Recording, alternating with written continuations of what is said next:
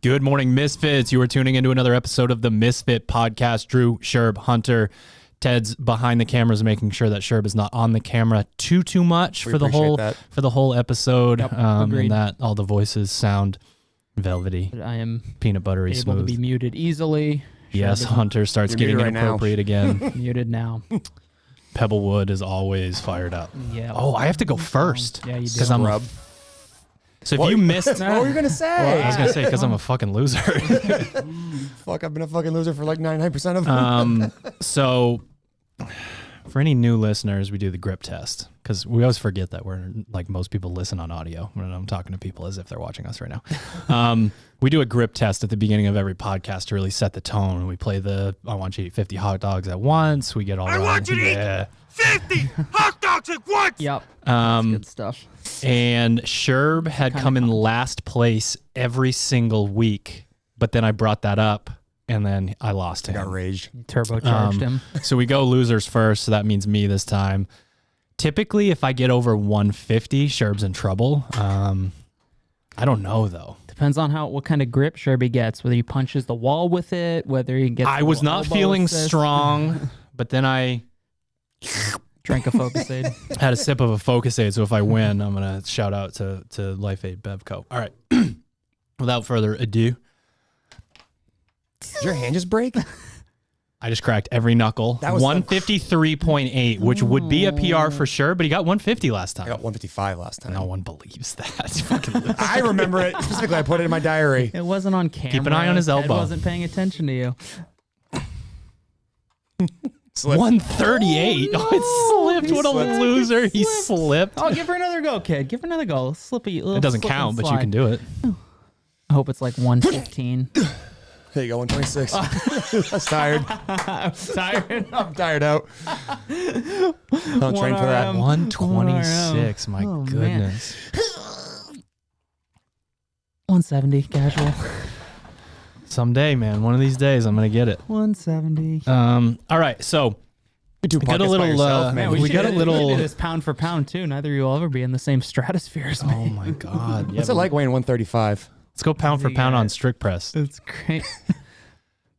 Oh yeah, that's actually that's a good podcast story.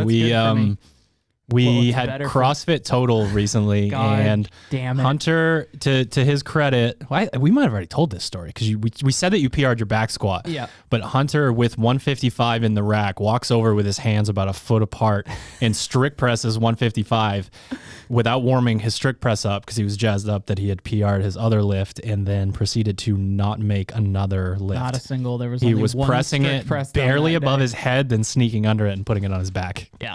It was lovely. It's called efficiency. Look it up. It's called efficiency. Look it up. Yes. So if you put all of those fails together, he actually did like 2 or 3 reps. I think I strict pressed 255. Yeah. Sounds right. That makes sense, though. I think so. Yep. That definitely makes sense. Yeah. Speaking of that, Operation Stop Being Weak, I promise that me and some of you guys know Chatmas are working on your spreadsheet for this, so you guys can download it for free. But starting... Hunter was there, 245 bench press. I have an AMRAP type thing in the program where there's like sort of a variable thing to it where if you're feeling good on that day, you kind of in your last set, you go for an AMRAP as many reps as you can. And I hit 245 for 7 the other day. Solid improvement. So we went from 1 7. We went from 1 to 7, which was lovely. I was trying to go for 10 and it didn't work out. 7's pretty good. Yeah. It's not bad. That's real good. What'd you bent? Have you done a 1 rep max lately? Well, we talked about this as well. Topic, yeah. Bro. We don't want to bring it back up again. We don't want to talk about that's right. 100 cals for time. 100 cal assault bike. Sure, benched 285, so I just benched 290 to get it over with. I think something like that. Is that right? I think 75 and 85, but close. Yeah. I mean, you did beat me by. I went for a PR on that day, and it was not in the cards. It was, as they say. That was not happening. Good. My ego had taken a real hit. It was rough. I had to chop him down a little bit. I make sure he did the fitness first. So good. Published, like, it's already live. It's live right now. If you head to our YouTube channel, quarterfinals day 3, sort of a behind the scenes style vlog type thing that we put together for the quarterfinals. And I encourage people to definitely go back and start at day 1. there's a pretty good story arc built into that. There's a lot of good stuff built in just in terms of how Austin and Caroline were dealing with the weekend, you know, what coaching looks like when you're also trying to balance, you know, some other stuff that's going on. And then, you know, we talked about it in the last podcast, just about the doors being open and things being a little different around here. And it's just nice to have, it's like a visual, video, audio representation of how exciting it was for that stuff to happen. So head over to our YouTube channel, quarterfinals day 3. And of course, I knew exactly what he was saying. Of course, Cody shows up. God damn it, Cody. With basically, I mean, like people are always like, oh, you don't even train and you're super fit. Cody trains twice a day. He just trains like bodybuilding and like sprints, but he's still, like squats. Cody's default setting is multiple workouts a day. Default setting, super fit. Yeah. So Cody strolls into the gym, does 4 wall balls. Literally 4. Literally it actually 4. might have been 2. I think he might have misspoke. He told me on he the did a video. wall ball. He did A. I saw him Correct. He definitely did a do single too. wall ball. He asked the fellow members if he could have, I think it was Lizzie. Yeah. If he could have like 5. She was like getting ready to go and he's like, oh, give me like 5 minutes. 18 seconds later, he had done between 2 and 4 wall balls, and I was like, yeah, I'm ready to go. I mean, that story doesn't And what surprise was me. his, so we're talking about quarterfinals event 3. Cody walked in and did 120 wall balls unbroken and then rode at like a 15 to 1800. It took him 2 sets to get to 124, so Yeah. We had his warm up 4 in. warm-up What did he reps. get for a time? It was like 8:36. 30 something. It would have been like a top 15 time. Sub had he 8, sub been sitting. 840. Yeah, let's just check that. And little he's leaderboard close out. with Elliot Simmons and basically just did this to beat him by a second. Yeah. I mean, Just made that decision. Elliot's like one of the top athletes in the game at that type of event. 100%. And Cody was like, yeah, watch this. Check this out. Hold my beer. He actually did the exact same thing in the open that Cody year. went top 50 with a 4 wall ball warm up. That's not bad. He also doesn't, I mean- he hasn't touched a barbell and who knows how long he works out in his kitchen. Wow, it was proven when he did workout 4 when he did that fucking front squat, which I roasted him in. That's rude. Yes. Yes. Definitely rude. There's a snippet right needs to go there. directly I to congratulated Cody on being one of the top 4 fittest females in North America when it comes to front squatting. Insane. That's an improvement for him, though. Yeah, Yeah, I he mean, did hell great. yeah. I mean, the funny story that comes to my mind is that the last Misfit training camp we had, we did a 2K row as part of it, and people were like, oh, Cody, you should row on. Cody, you should row on. He literally ice cold sits on a row and rows like a 620. Like, just doesn't matter. He just He was at like a 134, I believe, something like that. Was he just held it for the exact supposed to be hard. 2K, and afterwards was going around giving these little like mini speeches about how if you just put your mind to it, you can do anything in life. And I just kept trolling him on like, Tony Robbins. like how about you look like you're gonna cry every time there's more than 300 pounds on a barbell to back squat that you haven't touched yet. And he's like, yeah, I know, but like you can just decide to row it. I'm like, dude, my sprints are at a There is, 134. correction. You can't. You cannot. I cannot decide. Will myself to row a 622K. Like You should try as I right after might. this podcast. Go try. I'll go do that. I'll go. Do the 4 wall ball warm up, the Cody warm up. Maybe that's the trick. Maybe it is. don't want to tire yourself out. We've been running Driving for years. driving a car for an hour. key. Just go drive around for an hour. Okay. Straight into the gym, 4 wall balls, and then do Karen 4 wall unbroken. balls and then Karen, and then a 2K row. Yeah, everything's fine. Sounds easy. More video content. We have the handstand walk ramp video. This video is important for 2 reasons. 1, because it's in the programming a bunch leading into semifinals.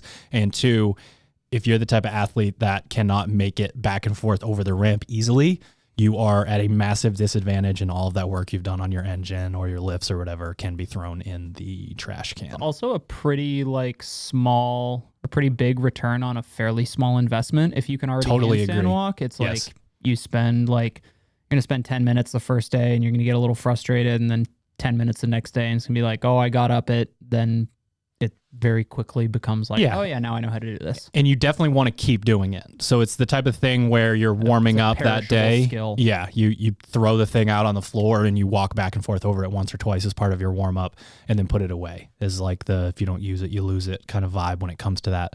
And there were so many athletes who had that moment at regionals where they're just that type of person. They like it when there's a wrench thrown in and they just cruise over, Yeah. and no one's ever done it before. But there's also the exact opposite athlete who gets in their head a little bit about it and can't get over it in the warm-up area because the warm-up area is a crazy place. There's a lot of peacocking going on. It's like cement back there and a lot of the times, and there's no lead up to the ramp. So you're kicking up on the ramp and wondering why you can't do it. Yeah. So like Hunter said, you can get it figured out pretty quickly. And also CNS demand is super low. Obviously, walking on your hands isn't going to do anything 10 to you. minutes a day, every day. Yeah, you're going to be good there. So we just talk about how to break it up into pieces. We could have, as I joked in the video, shot a video that said just practice and you'll be good. But there are better ways to practice than like, I suck at this, I hate this, I don't want to do it anymore. So we sort of outline all that stuff. And last, but specifically not least, this week's workout feature on YouTube features, I mean, probably the most accomplished athlete at this table when it comes to CrossFit. 'Cause I won the 3-2-1 throwdown in 2006. God damn it. Dude, listen, row 500 into reverse Fran, that wasn't cool. Nah, that's pretty rude. I didn't. That sucks. Yeah, that wasn't cool at all. Yeah, we got push jerks.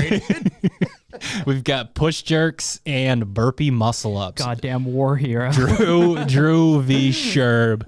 Just like, yeah. It was a great piece. I mean, we're thinking about the dose there. We talked about how, when you watch the video, you'll see both the MFT version and the Misfit Anywhere version. But like one thing that kind of was born out of the whole pandemic was this Misfit Anywhere idea that, you might not have all the shiny like bells and whistles, but you can still get down to some really good fitness. And, while you were still doing burpee ring muscle ups, like you'll see on the, the Instagram feed that there's definitely so many different ways to attack this. And it's more so about the intensity and the effort you put into your training than necessarily whether or not you have a pegboard or a ski erg or things like that. So that was a pretty fun workout.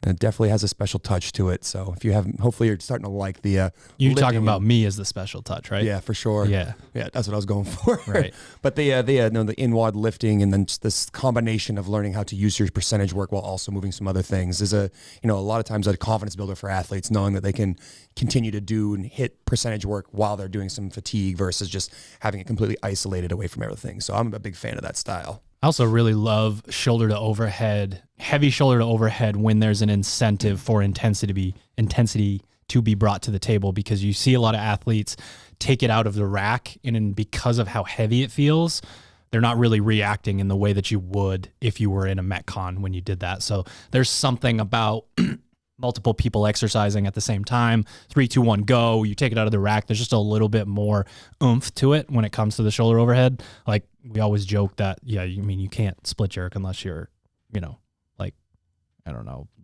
playing crazy music and slamming barbells around and doing all that, because it just all these other lifts, you take a squat out of the rack and you really kind of load to get there. There's something different about, taking a shoulder overhead out of the rack and having it feel like it's driving you down and through the floor. Same phenomena you see in athletes in affiliate class, where you all of a sudden you say, all right, we're going to do like 3 burpees before 1 snatch. And all of a sudden people are like, holy shit, I PR'd my snatch. Like 1, you warmed up, and 2, you kind of ramped yourself up into the intensity here. So like, I love that style for, again, building confidence in an athlete, because a lot of times they say, oh, but I could do it in my lifting session. But then when I go out on the floor, it doesn't matter. Or you have the athlete who is a gamer and like, you can't get them to do anything in their training. And all of a sudden they're hammering on the competition floor. Is an opportunity to kind of practice that regardless of which style athlete you are. Yep. Teams. We just got through team quarterfinals. A lot of jokes thrown around about Dave copying his homework off of himself, basically. It's going to be interesting. It's going to be really different this year with the teams going from super teams, not only back to affiliate teams, but affiliate teams where people didn't have a chance to like move somewhere and get their shit figured out. But we've talked about it before. It's the kind of thing that brings that old school fitness festival regionals feel back. And then a lot of people realize that they were meant to be a competitor through finding their way onto a team, almost, by accident, that kind of thing. Because I think there's a lot of gyms out there that probably didn't think they were going to qualify. I mean, I'm talking like 60 or 70 of them that thought that maybe we got a chance, and now they're going to semifinals. Yeah, Right. the level of competition will be interesting to see. Obviously, I think there's going to be some very top-heavy teams, but I also think it's an awesome opportunity for affiliates to get people excited about another reason to be in shape. Like, yeah, you might be there for health and wellness, but there are definitely people who come to your gym who are looking for some sort of competitive outlet. They just got done playing college sports, or they're in the military and they like the community vibe and working together type of thing. So for me, it's just like, hey, you kind of hit two birds with one stone there. You have the ability to get those high-level teams competing back again, because a lot of people like to watch the team events with some of their old like CrossFit folk heroes. But there's also these affiliates who are like, man, it was way more fun 6 years ago when I could bring my whole gym down to X, Y, or Z, and now we can actually have that, same kind of atmosphere cultivated again. So for us, we were talking about it today, like, it'd be really neat to get, that we have a little bit more information on how that's going to run and how that works. Like next year, let's try to get a couple of teams into this thing, and because we're in the Northeast and there's a what we call a semifinal within like a 5-hour drive. Like, it's pretty realistic to say, like, all right, you're not paying for flights or hotels or anything crazy for a long time. You just go up for a weekend or whatever, and it's a more attainable thing for those athletes who might not have had something to train for a real long time. I still have PTSD from last year, so we're not talking about Atlas Games right now. I fucking drove to Atlas Games and back home. Didn't say where. I just said it'd be cool. The same day. But if you send, like the flip side of that is you send a Misfit Gym Portland team to Montreal, and you just get a caravan of purple driving up there. I'm into that. We've done such thing before. But Albany basically is Montreal, I think, right? I think it's you drive that. Nice. You drive that way. It's exciting. Yeah. I think to your point about the like people stumble into competing, because we've talked about that story here, but it is true, because you got to think like just by nature, the breadth of things that you have to be good at in CrossFit means that odds are, short of somebody who is just absolute world class, you get somebody who is, above average, who, maybe either an individual semifinal athlete or a team semifinal athlete. The odds that you, as somebody who like finds themselves on a team about to go to semifinals, there's probably that brief moment of like, do I deserve to be here? Like, look at all these cyborgs, look at all these yoked up fucking freaks, not really thinking to yourself that you are also one of those people and that other people are having a similar feeling. Right. And you find yourself, you're in that environment, and then, 3, 2, 1, go happens, and you find yourself, you held your own against so-and-so. You stuck with, I don't know, Mayhem Freedoms, maybe not the best example, but we'll use it for the sake of argument. Example. Probably the worst example. Anyone behind them. You hung with Invictus for the first like 5 minutes of a workout, or when it was synchro, you and your partner beat them in their portion. Right. Maybe you didn't win didn't come out on top in the event, but it's those small, super small, brief moments of like, hold on a second, like, I can hang with these people. Like, I do deserve to be here. What am I, maybe it was that mental block that prevented you from being interested in competing or taking it more seriously. And then when you take that kind of mentality back to your affiliate, you get affiliate athletes who look to you and are just like, oh man, like that coach so-and-so or that athlete, like they're always doing the extra stuff. They're a freak. And then that affiliate athlete maybe has a good workout and they catch up to that athlete. And all of a sudden, kind of that rising tide lifts all ships mentality trickles all the way down to the affiliate level. So I think there will be obviously a much wider spread of kind of skill across the team side versus the individuals, but that doesn't mean it's going to be any less exciting. Closing that gap it's not easy, but if you see the opening, you believe that it's possible. Yeah. I think that's the most powerful portion of it, because yes, you're going back to the drawing board and you're fucking getting after it for an entire year. But if you know that doing that could then create the scenario where that was a 3-round workout and we were neck and neck for 2, maybe their aerobic functioning or their movement efficiency, or there was a heavy, was increasing weight in the barbell, like, I think we might be able to figure those things out, given an entire year to go in and work on something like that. That's the kind of thing that really gets people, kind of revved up and into this stuff. Yeah, I would say the year that we accidentally qualified a team for regionals, that exact thing happened with like Caroline, for example. Like, saw that, do I belong out on this floor? And all of a sudden, like, had that experience at team regionals and was like, holy fuck, this is super fun. I want to do this like every single year. And took that environment and that intensity that was created amongst the team and said, you know what if I do this every single day, where will I be? And has, dramatically changed yourself from, this person that walked in and met you day one and you were like, do that workout. And then I don't know if you'll come back here ever again, to now where she is. So like that type of atmosphere does create the opportunity for more athletes to really see that there's a future in this thing. That's maybe, not just the health and wellness side, but gives you another really fun outlet in your life. And for, someone like herself, that's become sort of who she is and what she does at the gym, and having that like identity of like, hey, I was on this team, but then I realized quickly that like there was more for me in this than just that. And I think that's going to be a way for, future individuals to become who they are on the big stage, and opportunity for, like teams almost to be like a farm league kind of thing for future individuals. That's why we tell people to lean into the team aspect. And one of the things that we haven't even really talked about is if you lean into the team aspect, you might find out that this means more to you than you thought, and you go individual the following year. But that's what happened with Caroline. I mean, when we got back from Dubai that year, we only had a handful of weeks to prepare. 3-4 weeks. And it was like, okay, so who's actually on the team? And Caroline was like she'll probably make the team. She went from that to this is the best athlete on the team and in a handful of weeks, because there was just that meaning added to this thing. Like, yes, I work out a lot. Yes, I want to be competitive, but where do I want to be competitive? Do I want to see if I can beat Drew at the 2006 Christmas Carol party? My guess is yes. Just gonna throw that out there. Was that before or after the 2006 3-2-1 win? Bro, 10 years. He just told you. Yeah, it was such a wild ride. It gets blurred. It's so blurry. I can't remember. A lot of partying. Limos, and Fame champagne. got to your head, bro. Fame got to your head. Limos from Wyndham to... Yeah. There are no limos in Wyndham, bro. Come on now. It was a school bus. Yes, yellow limo. A yellow limo with non-tinted Ted, windows. we need to mute the chuckles. The gear pack that we talked about last time, if you are a team that just qualified, please contact us. We'll make sure that you guys get some cool shit to wear at semifinals.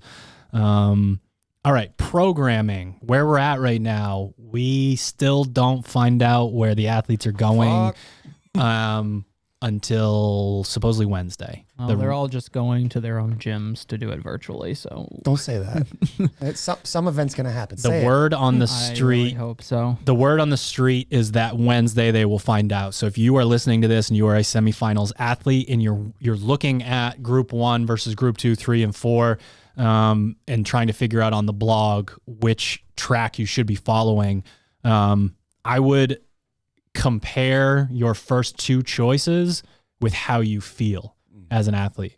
So you can go in and say, all right, I'm pretty sure I'm going to be week 2, but there's a chance I'm going to be week 1.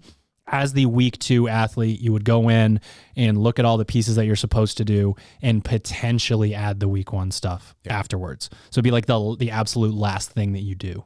For the week 1 athletes, the peaking schedule is aggressive. Hell Week is next week. Get ready. But with that said, you ramp back down immediately following that. So we're not going to ask anyone to do anything that they can't do. And we're also not asking anyone to do something that they can't do, just in terms of if you're looking at it and it's the final piece of the day and you're sort of asking yourself whether you can pull it off or not. Sometimes the answer to that question is no. Now, overreaching during Hell Week, there's a mental side of it. There's something about getting through a little bit of extra volume. I think that can sort of not just make you fitter, but push that mental resolve a little bit further and realize, I mean, that's Spumanji was created for that reason. Like, it's all downhill from here sort of a situation. That was a special. Well, that was a special That workout. term became applicable within 120 seconds of that workout. You mean after the push presses? Is that how long they took? Yeah. Yeah. After the first round, it was, this is all downhill from here. Correct. Well, I was just thinking about what you were saying, Drew, like in the We conversation. made our affiliate athletes do that too. Fuck. It's good form. There's a couple less I know. reps, just a They were- couple. I'm sitting right here. They were sad. Did you hear that Drew's dad beat Drew by a rep? No, he didn't. Yeah, he did. I saw it happen live. I didn't see it happen live, but He didn't by do one rep. toes to bar. Hanging knee raises. Nah, he did. He beat him. Drew just can't handle it. That is not true. No, I was gonna say with what you were just Wait, getting did he at. actually win? got 9 plus 10. I think Drew was 9 plus 9. I mean, that's one He didn't more. do the same workout as me, but yeah, sure. Yeah, I don't know. It checks out. If there's a video somewhere of my dad doing 90 toes to bar in 20 minutes, I would love to see it. All right, I'll make sure I get it on camera next Yeah, time. we'll find it. Ted, Start searching the archives. Ted, remind me to put that. Old CC Money turns 60 tomorrow. I know. The big 6-0. I couldn't believe that when he told me that. I was like, I don't think he knows how to use a 50. podcast, but if he does, shout out to the old man. Use a podcast. How do you use this damn thing? No, I was just gonna say the whole Yeah, we could topic definitely of talk shit. He ain't listening to this. the topic of He can hear you right now. Claire. reaching for an additional piece where more often than not, I think this entire table would agree that typically when an athlete's like, all right, I have 15 pieces to go and I have energy for about 12, we would say, all right, then do 12. Don't do 15 pieces just because, there's diminishing returns on that investment when you're going through a really long training phase and you're trying to, put all this extra volume on your plate. But I would completely agree that during this period, especially if you realize that event or that extra piece that you see on your schedule and you're like, oh my God, I have these things left, use that piece. And I really do think there's an opportunity for an athlete to grow mentally when they see that and they're like, all right, like maybe I can't put my effort into an amazing score, but maybe I can focus on one single thing within that piece because I know that every time a running and toe to bar, muscle up workout come up, that I'm always dragging my feet on the running portion of it. And then you can kind of pour your effort into that. So, and again, if you're looking to add those pieces onto your training and you're wondering how to like work through that, compartmentalizing part of it and saying, hey, here's one part of the work I can really focus on, really can help an athlete have that mental breakthrough. So that when they go to a competition, they're not like, man, I know every time I run a 400, I'm going to run it at like a 145. And I trained it to run at a 130. And now look at me, at the competition now being able to do that because I built that confidence. Hurt yourself, don't injure yourself. Sure. Is that t-shirt slogan? Yeah, Sounds like one. I just made it one. Misfit Anywhere. Just another little plug here. So in the last week and a half, where you're looking at the very first handful of days of training where you sign in and you see that Misfit Anywhere is based on MFT and Hatchet. So you're doing the same type of workout and you're following that same sort of season structure because it's really hard to guess exactly what 2,000 people are up to at any given time. So making sure that we're not having those generalizations of, because they're a garage gym athlete, they just want to have the dumbbell and jump rope workout. We're starting all the way at the top and we're making sure that there's scaling and modification options basically to take you across that entire spectrum of athlete. I've personally found it, even though, I'm like writing it, I found it very useful to go in and look at it from the standpoint of, because for me, I have, a back injury where if I pull from the floor or squat, then I can't do anything for the next 3 or 4 days. So having those options in there and having those things to think about and realizing that the stimulus is the thing that matters and not the specific movement. And we've been trying to get that across for a long time, but it hits different when it's you as an athlete. Writing programming for someone else and then using it for yourself, as we've all known, in life, it's easier to give other people advice, that kind of thing. Always. So it's been really nice to go in there and look at that and just think to myself, like, yeah, I'm going to show up to Hatchet class and I've got my, sort of anywhere modifications already built in. And it's nice to be able to join that community again, but not be super stressed out about, well, I'm not doing this movement, I'm not doing that movement. It's like, yeah, I'm breathing really heavy though. It's also amazing if you're traveling somewhere and you're like, hey, I don't have a full CrossFit gym. I'm at a beach resort and I'm not trying to drag a rower up to, Rockwood, Maine on my vacation. I'm going to make sure I have. You say Rockwood? That's where I was when you guys were making fun of me for bringing that rower up on vacation. But, get out there and look at the opportunity. About to check that. It is Rockwood Burgess Resort, bro. Check it out. But you go out there and you're on vacation. You're like, fuck, like you get stressed out because you can't get your workouts in. You can't get your stimulus. Can't get your normal, a la carte choice from the gym to use from. So now you have this opportunity to go, all right, good chance if I'm at a There's hotel. a lot of options in there too. Usually I can find a dumbbell or I can, bring one single implement. Maybe I can bring my jump rope and my travel bag. And now I have the ability to do a ton of different workouts and I'm not stressed out because I'm not getting my fitness in. Right.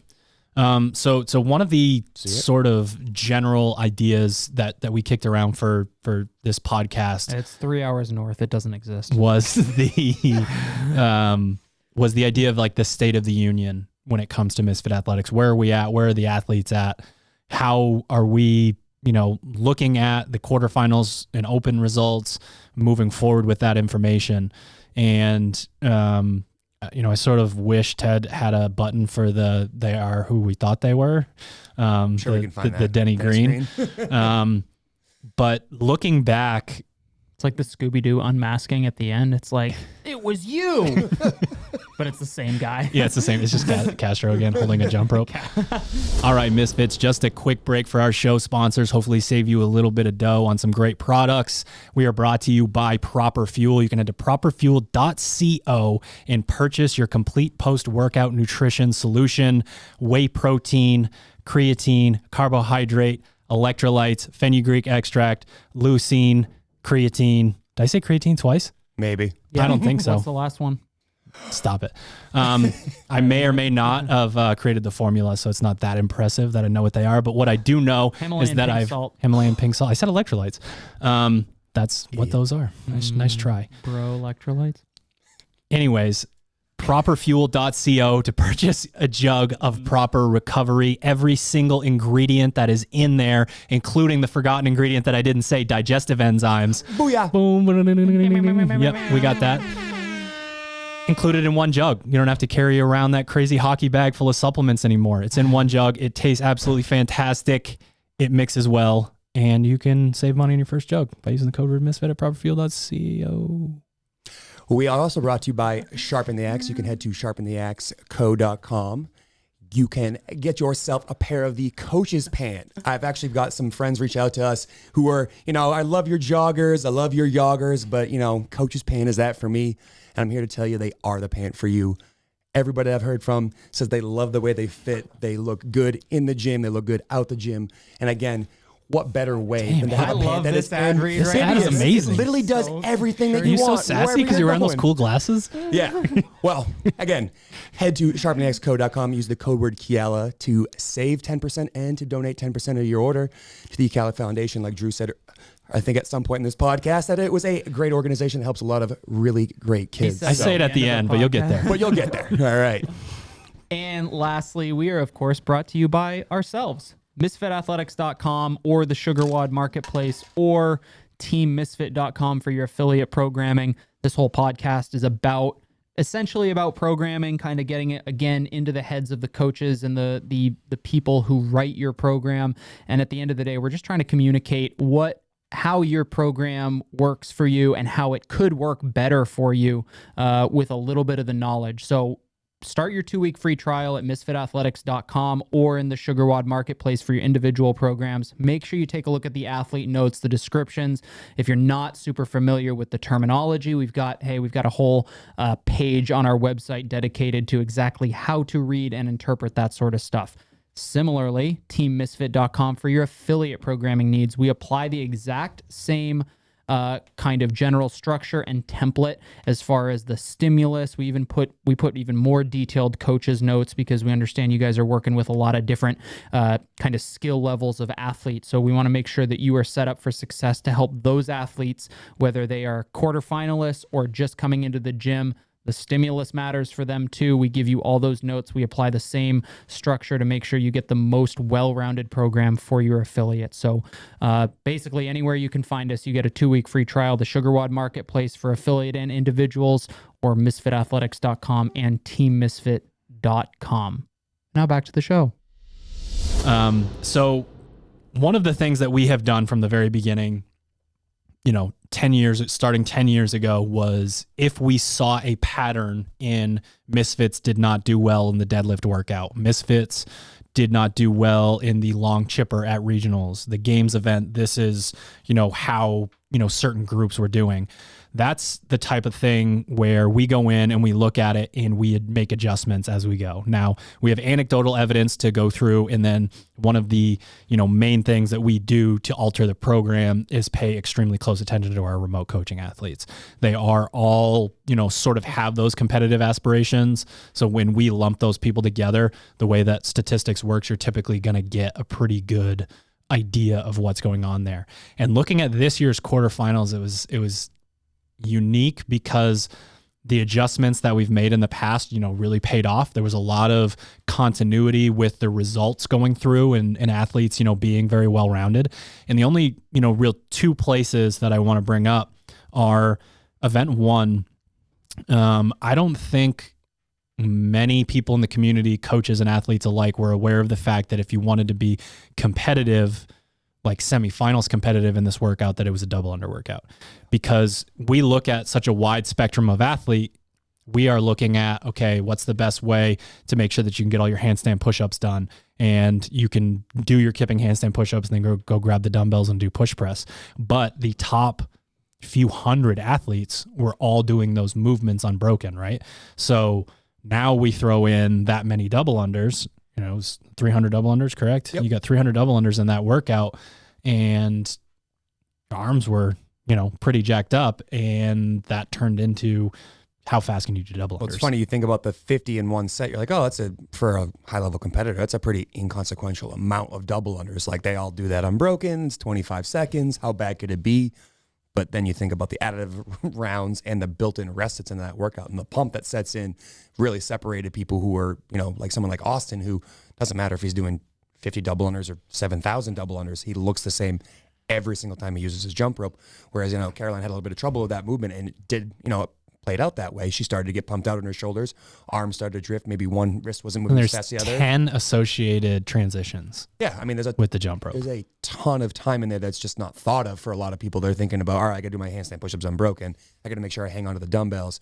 I mean, if I trip once on the double unders, big deal, I'll just keep going. But it really did turn out to how fast were you willing to transition and how fast were you working through your sets. I mean, someone like Holly Holgerson is one of my athletes, and he had a really good success in that workout. I mean, he loves double unders. Like, historically, every workout that in the open prior to had double unders in it, crushed it. And, you know, I beat him in open 21.1. Did you? Well, the first time. Yeah. Final results still pending. Still pending, yeah. We're still looking it up. So, I mean, I think about Check that the from that tape. perspective, that like a lot of times, you know, we focus on movement efficiency, but there's also just this level of, you know, mindset when attacking a workout like that. And, you know, oftentimes we were, again, thinking about it from the perspective of, hey, you need to figure out how to get through this movement. But it really does come down to, like, every once in a while, how fast do you want to go? Like, how fast you want to go, and can you be error free while moving fast? I mean, we have 7 or 8 open prep podcasts that are built talking about, if you do not obsess over wall ball efficiency, double under efficiency, box jump efficiency, all these prerequisites to how good are your muscle ups, it's not going to matter. And guess what? Your strict handstand push-ups, your kipping handstand push-ups improved over the year. Shoulder endurance improved.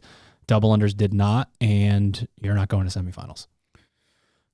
Yeah, the one, or I'll say, I think the reason it was a double under workout was not necessarily because of the number of double unders. It was the implied speed at which you had to get to the rope, something that we've kind of talked a little bit about, and that we kind of know internally, and try to project that onto the program when we do like fasted cardio or weekly work. And it's just like, hey, one fast set of push-ups, one fast set of strict pull-ups, handstand push-ups, whatever, typically an upper body gymnastics movement. Because we tell people all the time the upper body wants to move fast. It like, sure, you could show me 50 unbroken handstand push-ups, but if you're hanging out upside down for 3 to 5 seconds, you know, as you start to get later in that set, that starts to drop off really fast. So I think the implied speed that you had to do that workout, because I think most, including myself, and I'm by obviously not an elite athlete, I look at like 3 sets of 10 strict, like even I can do that. 3 sets of kipping, like even I can do that. But what that requires is that you had to move lightning fast through those reps, lightning fast through the dumbbell movement, and then be able to pick up the rope and jump. So I think the fact that it was a double under workout was not because it was a double under workout. It was the implied speed at which you had to do the other movements and figure out how then to do double unders with a feeling that you maybe hadn't experienced before. Because we talk about it all the time, that the like rep speed with the upper body is important, but for the most part, we haven't really seen an open workout necessarily where individual rep speed is as important as it is. You could get away with and perform very well in most open workouts if your fitness allows you to just continuously move for the entire time. This workout, not only did you have to move, you had to move very fast for the entire time. Also, though, the double under transition in and out is very unique. A lot of athletes walk up to the rope. They have this sort of weird, they pick it up, they set their hands, they take this big, deep breath. They do a single under. Some of them do a single under or Row two, up. or they do a double under and trip, and then the double under and then trip, and then they get into their set. My technique. You think about what that means, especially on you get done your double unders, you lay the rope down in a very specific way. Yeah. When you're kicking up to a handstand, it's kicking up to a handstand. When you grab your dumbbells, it's grabbing the dumbbells. There's not that much nuance to it other than get your ass over there and do it. But you could run over to the jump rope and take way too damn long to get started, and then you could spend way too much time laying the damn thing down to get there. So to sort of transition this conversation into, you know, training versus testing, if you're trying to improve on that specific thing, all of these windows within a workout that create that for you need to be taken seriously. So you have a triplet. It's called the exact same one. You have a handstand push-up, clean, double under triplet. The time that it takes you from when you set down your cleans to when you kick up to your next round of handstand push-ups, that is the split time you're chasing. Mm-hmm. Everything else in the workout becomes training and not testing. The training piece is we've solidified that window. That window of time is exactly what matters to me, because again, if you don't have it be from this point to this point, you might get better at double unders, but still take too long in and out of them. You might be able to hold on for a bigger set and then rest too much after. None of that is going to help you in a workout like this. So it's just important to say, okay, so what do we do now? We have a whole year. We're trying to work on these things. That split time, while it seems ridiculous, is the type of thing that can get you into the mode of it is second nature for me to drop the barbell, have the jump rope in my hand immediately, and be doing double unders, knowing that I also need to have that back end transition done exactly how I want it to. I mean, this is an approach that I work with all my remote athletes. We talk about, hey, what held you back? What's keeping you down in workouts? What's a sticking point right now? And I think another great example of that's 21.2 with the big box jump overs and the dumbbell snatch. We saw a lot of athletes be pretty consistent for a round or two of the big box jump overs, but that round consistency was maybe a little bit faster than their fitness allowed them to do. And by their third and fourth set, you're looking at adding 15, 20, 30 seconds to their set. Learning what your sustainable pace is and learning how to take portions of workouts and make them foci in that workout, because you know that's the sticking point for you. That is a super impactful thing. So like knowing that when you have 1 minute of burpee box jump overs, the enemy is known now. Yeah. And the idea of going into an entire off season and not beating it to death makes no sense at all. Yeah. Like, you know, specifically my GPP is pretty high. I fixed this, I fixed that. Every time there's burpee box jump overs, this massive wrench is thrown in. What do you think you should work on? Burpee box jump overs. What do you think you should pay attention to? Heavy snatches. Yeah. Like, what should you be paying attention to every time they pop up? Yeah. The other movements are, they're not irrelevant, but in comparison, they sort of are. That is your enemy. That is a gift. Like, people don't realize that a massive weakness is a gift. How is someone that's already super fit, how are they supposed to move the needle? They're supposed to identify something that is trailing way behind and bring that up to the level that everything else is at. So in a sport where you are only as good as the thing you suck most at, and then you are told this is what you suck most at, you have 1 year to suck less at it. Suck less. Put that on t-shirt. We got another t-shirt. Yeah, another t-shirt. Two Suck t-shirts. less. Suck less. Yeah, I mean, that whole ecosystem when it comes to training versus testing is highly personalized, right? We have athletes that slay in the gym and struggle in competition. We have athletes who in most of those cases are obsessed with beating the person to the left and to the right instead of the one living inside their cranium. That's a big issue there. But then there's also the other side of it when we are actually just talking about the testing, because so many, coaches and athletes want to talk about you need to personalize and make sure that your training is right, but you do also need to know how to test. Yeah. It's your sport. That's the whole kit and caboodle right there. Yeah, and this is like such a gray area in a conversation that can sometimes sound confusing, because there are people who come back at us and be like, all right, I understand that, like, you want me to go at this pace, so I'm going to use less weight or fewer reps so I can kind of hit that mark. And they're like, but how do I know I can do this much weight at that many reps? And it's like, well, we build ourselves back then. There are opportunities to test yourself. We try to make sure that those opportunities occur basically every 8 weeks. You get an opportunity to kind of see where you're at, you train it, see where you're at again.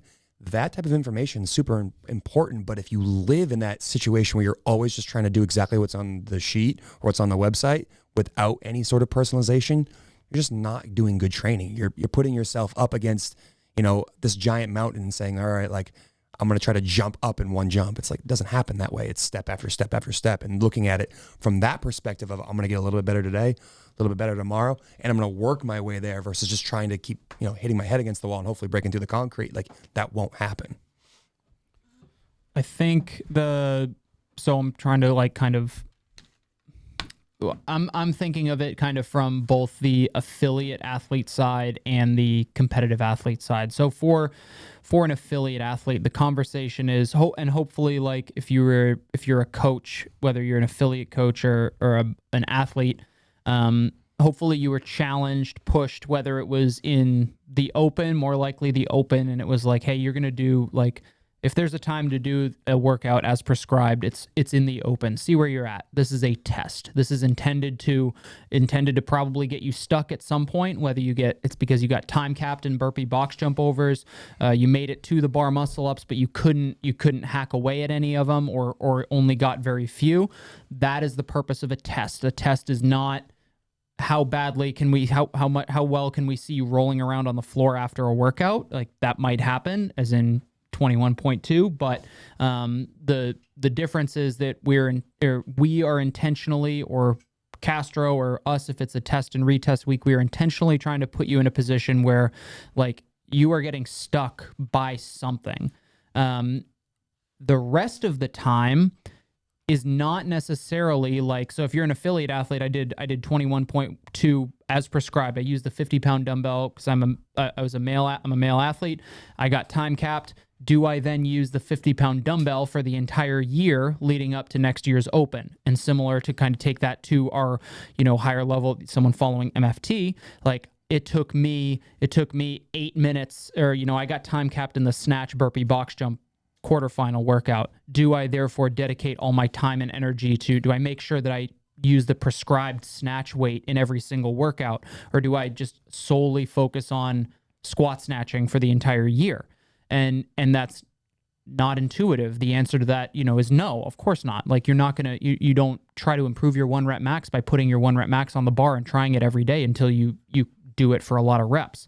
And the same with like an affiliate athlete. So I think it's identifying, what things that really kind of threw a wrench into your competitive season, and then not only just like kind of attacking those specific things, understanding that it might be very movement specific. If you're a high level athlete, it's as minute as how do I put the jump rope down so that I can get right into that set and hack off 2 seconds every transition, or is it I'm a open level athlete and I need to improve my GPP. I can snatch 185, but I can't do it a lot of times. I can snatch 135 and then jump and then jump and then go back to that barbell, and all of a sudden I can't do it anymore. And I would say that's a lot of that time is just stimuli, like understanding when you see a workout that you're given information on how it should go and how to approach it. And again, if you look at that and you're like, all right, like this is supposed to be gas tank and it's supposed to be short, but like I know that that's 80% of my 1 rep max power clean on the bar. I know I can't cycle that very fast. That right there is the clue that you need to say, all right, I got to knock this back so I can get the target stimulus. It is a huge win for us when we write a workout and we see the community at large post their scores and everybody's in the window that we were hoping for, because that means not only was the workout effective from our end, but you all kind of took ownership and had the right mindset and attacked it with the right stimuli. That stuff's super important when you come back to, hey, I just had a test. I figured out I failed at X, Y, and Z.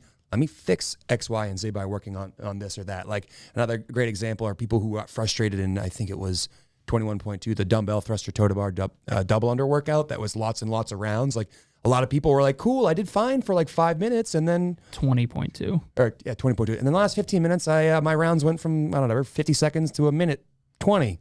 Well, right there is an example of why you need to have a conditioning stimulus, or you need to practice your conditioning stimuli, because that's a huge gap in your GPP right now. So to me, I completely agree with you. Sometimes movement efficiency, but sometimes it's just like, hey, I got to really take an extra second and not just do what I always do, but read the stimuli and use that information to help tailor Understand it. what I'm doing, why I'm doing Exactly. it. I think that your article perfectly hit that. You talk about people who can do the 16.5, the 21 down to 3 of thrusters and bar facing burpees. Like, are you the athlete who's just trying to survive and get through it? Well, that's admirable. And like, great. We want the affiliate level athlete to kind of work towards being able to do that in 20 minutes. But then are you an athlete that's supposed to be a conditioning workout and you turned it into a muscular endurance because that's like your 1 rep max thruster? Well, then you're not going to get to what we're trying to get from that piece. I think there's a skewed perspective when it comes to what as RX, as prescribed means. And if you go to an affiliate, and I'm not like talking shit here or anything, but if you go to an affiliate where RX is written on the board and RX means that you did the rep scheme and weights as prescribed, you are not going to understand how to thrive within the Misfit Athletics ecosystem, because our prescription for you is we are trying to manipulate this lift or this energy system at this point in the season. And the way that we do that is through varying how you attack those different things. The only way to do a Misfit Athletics workout as prescribed is to follow the description of the way that it's supposed to feel and what the duration is supposed to be like.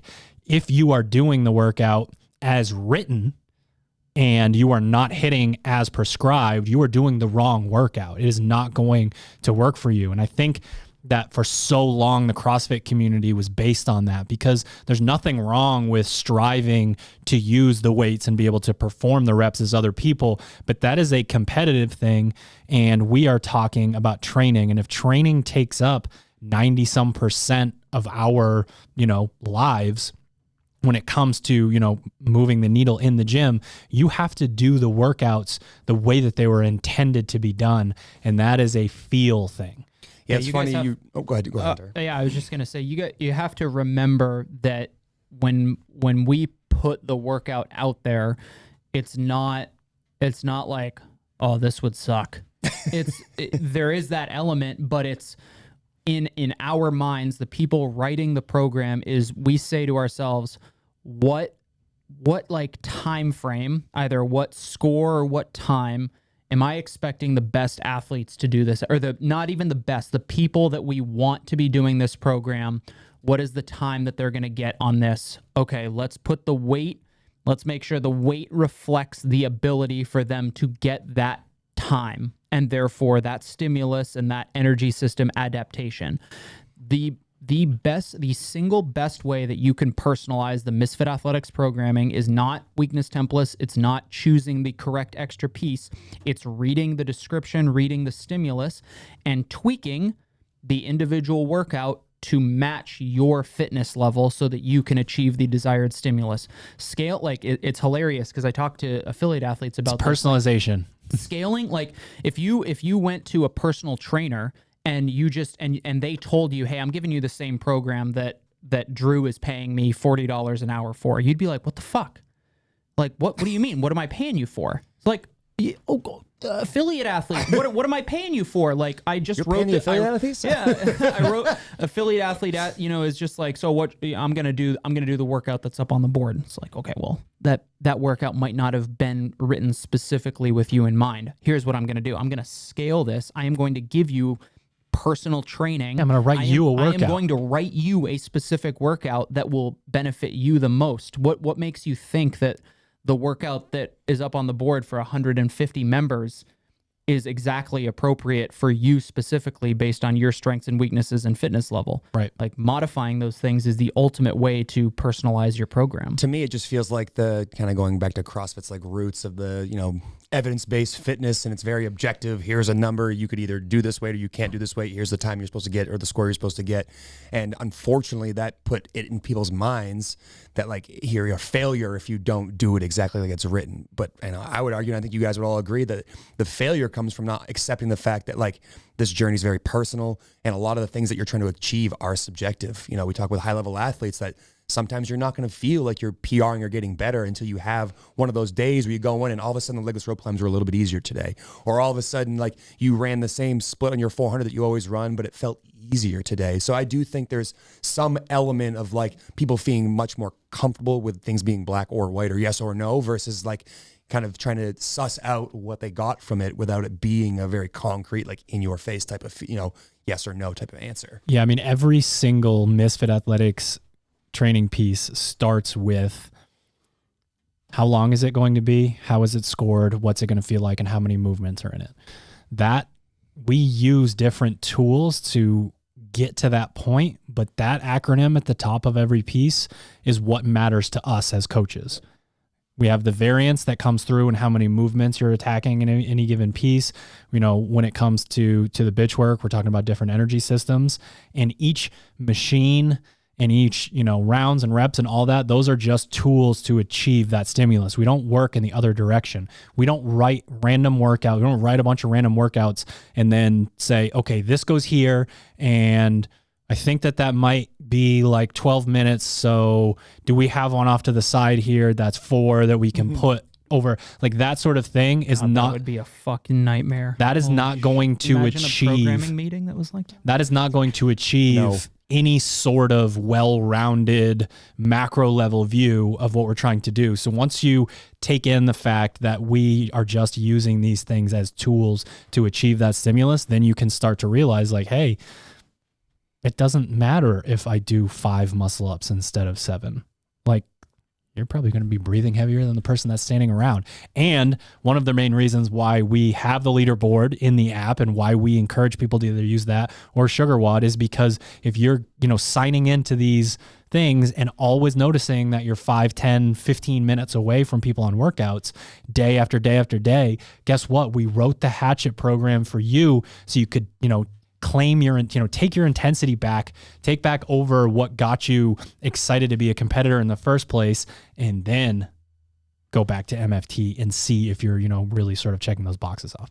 Yeah, all I can think of in my mind right now is going back to like the days of following CrossFit.com and just seeing like they used to post the best athletes get their times up there, and just like starting on your journey when you don't know any better, you just go, all right, I'll just jump on and do. But it also wasn't a sport back then, so that was testing every day. Yeah, that was the only every single day. And I think back to that and like the lessons learned, and essentially basically trying to say like learn from my mistake is like just jumping on there and trying to do exactly what's written. And some days like, the top scores would be 7 minutes and I'd be 17 minutes. And I'm just not getting the same workout. You're not getting the same workout. So, when you have that information, like Hunter, you got an important phone call over there, kid? I was trying to find a podcast related. I was looking for a podcast. We're on one, bro. I was trying to find a podcast. No, my dad asked you how to get the podcast. Yeah, whose podcast? He was like, I heard I beat Drew in this workout. Where's it the podcast? No, we're doing a bro fight. I did Love it. I did a talk with, again, our affiliate athletes. One day there was a shitload of wall balls in a workout, and it's like that's one of those movements that affiliate that tends to be. Hey, like, yeah, I can throw a 20-pound ball. It's like, can you now? And it was, I literally did kind of the old school CrossFit, like work, basically work equation. The intensity is equal to power output is force times distance over time. So I literally wrote these 2 equations that says like, if I do Karen with the 20-pound ball and it takes me this long, is that better than doing Karen with the 14-pound ball and it takes me, 1 minute less? Right. And the bottom line was that like you could go like with a lighter ball, athletes are going to be able to do much bigger sets or take a little bit less rest between their sets. You can you shave, if you were a minute faster, it's not even that much. Like if you're a minute or 30 seconds faster, you did more work in less time because you were moving faster. And it was just the point at the end of the day was like, hey, if we believe that you doing more work in less time equates to fitness and intensity, then why would you not choose the lighter medicine ball in exchange for going faster and therefore doing more work than the person who is throwing the 20-pound ball but takes 3 minutes longer in the workout? So I was trying to find the whiteboard photo that I took to like visually tell everybody, but that's a super kind of easy way. There aren't very many sports or training programs or methodologies that you can kind of mathematically prove their efficiency. And obviously there's, someone created this idea that like intensity is power, and we're saying that works, that is how people get fitter. There's no necessarily scientific study that says that, other than the past 15 to 20 years cyborgs coming out of this. Yeah, exactly. Other than the affiliates, empirical evidence that has, never shown that that's not the case. So, if you're an affiliate coach, that's a super fun way to kind of communicate that to athletes. And it actually worked very well. And people were like, fuck. I remember one day an athlete, Palmer, bless his heart, he was like, can I use the 14-pound ball? And I knew immediately. I was like, oh, fuck yeah, you can. You're just going to just do it unbroken. Just do it unbroken. And he did it unbroken with the women's prescribed weight. And he was sad. It was effective. He was sad. He got personalized. He got personalized the shit out of him. All right, sure. But I think Hunter just hit us with his physics equation. Final thoughts. What you got, big man? Oh, man, I mean, my favorite way to describe it, again, I kind of go to what I know, affiliate coach, do a lot of affiliate programming, talk to those athletes. Just because you can doesn't mean you should. I really think you should use that thought process when looking at your training. Just because you have the opportunity to train for 3 hours, is that the best use of your time? Are you able to prioritize the things that you need to work on? Are you able to take those things that you need to work on and make them very personal for you? And then can use that other time for better activities, like thinking about your mobility is the reason why you couldn't snatch 185 over and over again in the quarterfinal workout.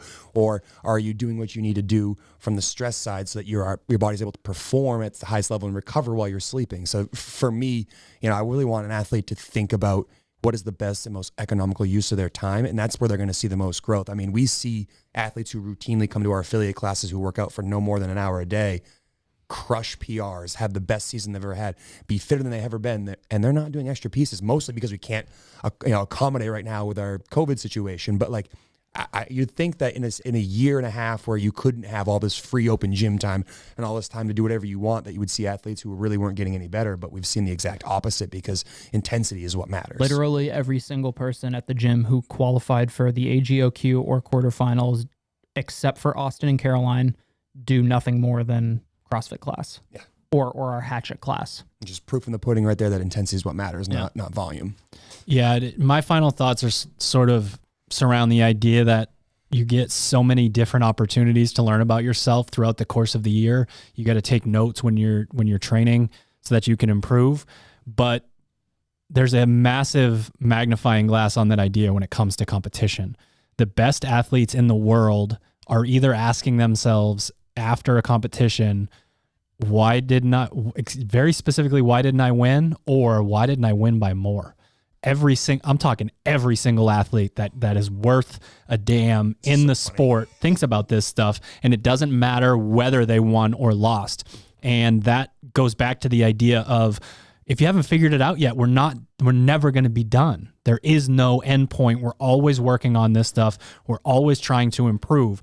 So when you're already really good and you find out that there's something that you could be way better at, stop, hanging your head and being like, this sucks. I'm going to wait till October to start doing chest to bar pull-ups again. Like that every single time that as a fit human being, you were presented with the idea that you could be way fitter, that is a gift. You have to reframe your brain when it comes to that stuff, instead of, oh man, this movement came up again, I don't like it, you know how it is. If you say this movement came up again, it's like... But that does, we see it happen. Say that to yourself again, but slower. That does happen a lot. And it's like, oh, nice, this movement has come back up again. I get to get way better at this thing that I suck at. This massive, gaping hole in what should be a pretty well-rounded athlete. Fitness. All right, ladies and gents, thank you for tuning into another episode of the Misfit Podcast, and thank you to our show sponsors. You can head to properfuel.co and use the code word Misfit on your very first order of proper recovery. It has the 7 ingredients scientifically proven to help you recover and go into muscle protein synthesis, get nice and jacked. All that good stuff. Properfuel.co. Use the code word Misfit to save on your very first order.